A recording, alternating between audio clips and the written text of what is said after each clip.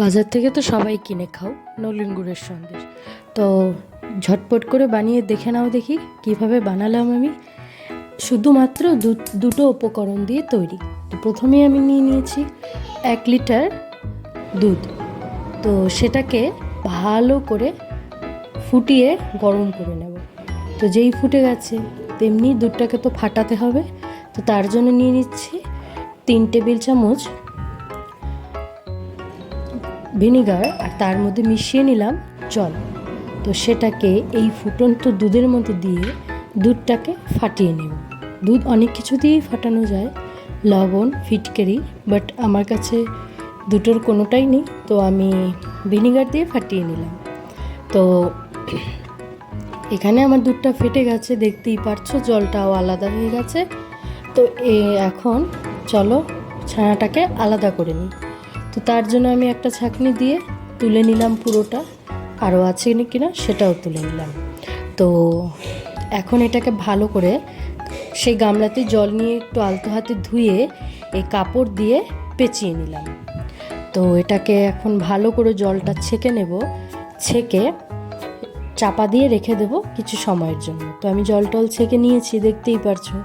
তো আমার এটা রেখেছিলাম আধা ঘন্টা। তো আধ ঘন্টা পর এই দেখো কি সুন্দর পনির হয়েছে।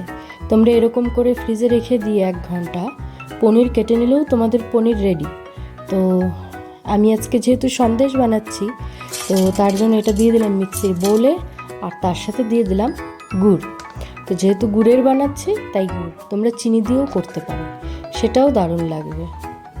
তো এখানে দেখো মিক্সি ঘুরিয়ে ভালো করে ঘুরিয়ে নিয়েছি। তো তাতে আমার এইটুকু হয়েছে, সেটা আমি ফ্রাই প্যানে ঢেলে নিয়েছি। তো ননস্টিকেতে নেওয়ার একটাই সুবিধে যে নিচে লাগার ভয় থাকে না। তো এটাকে কন্টিনিউ নেড়ে নেড়ে ড্রাই করে নেব যতক্ষণ না জমাট বেঁধে আসে। তো চলো প্রসেসটা চলুক, কতক্ষণ চলে। আমার এটা করতে প্রায় 15 মিনিট সময় লেগে গেছে। তো কন্টিনিউ নেড়ে যাচ্ছি।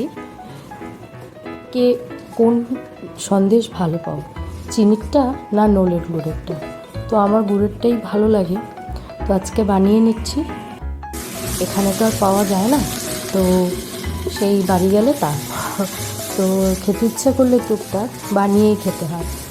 তো এই যে বানিয়ে নিচ্ছি, দেখো টেক্সচারটাও কতটা আলাদা হয়ে গেছে, টাইট হয়ে গেছে, আর দানাটাও চলে এসছে যেমন কিনা সন্দেশে থাকে। এটাকে কন্টিনিউ নেড়ে যেতে হবে, নাহলে নিচটা লাল হয়ে যাবে। তো এই যে নেড়ে যাচ্ছি, প্রায় হয়েই গেছে, জমাট বেঁধে এসছে। আর কে কে ভালো পাও নলেন গুড়ের সন্দেশ খেতে অবশ্যই কমেন্ট করে বলবে। আর এই দেখো আমার হয়ে গেছে, চলো এটাকে নামিয়ে নিই। এবার গ্যাসটা বন্ধ করে দিয়ে নামিয়ে নিলাম। নিয়ে এখন একটা বাটিতে ঢেলে দিয়েছি। নিচটায় তোমরা চাইলে একটু ঘি দিয়ে গ্রিস করে নিতে পারো, আমিও একটু করেছি, 2 ড্রপ ঘি দিয়ে গ্রিস করে নিয়েছি। এই বাটিটার নিচটাই আমার সমান, তাই আমি এই বাটিটাতে নিয়েছি।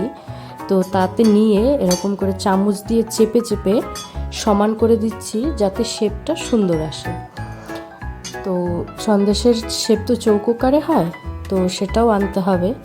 তো এই দেখো সুন্দর করে শেপ মতো করে নিয়েছি, রেখে দিলাম ডিপ ফ্রিজে আধ ঘন্টার জন্য। তো চলো 1/2 ঘন্টা পর ফিরে এসেছি, দেখো কি সুন্দর জমে গেছে। তো কেটে নিই সন্দেশ আকারে, যে যেরকম শেপেই কাটতে পারো, এটা যার যার উপরে নির্ভর করে, তোমরা যেরকম শেপ পছন্দ করবে সেরকম করে কেটে নেবে। তো আমি সন্দেশ আকারেই করছি। তো চলো একে একে পিস করে কেটে নিই।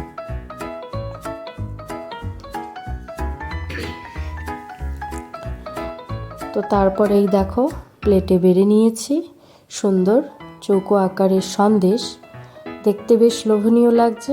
ঝটপট করে খেয়ে নিই সন্ধ্যার টিফিন হিসেবে, দারুণ হয়েছিল খেতে। আর তোমরা অবশ্যই ট্রাই করবে, করে আমাকে কমেন্ট করে জানাবে কেমন হলো, আর কে কোন সন্দেশটা ভালো পাও সেটাও অবশ্যই জানাবে আমাকে।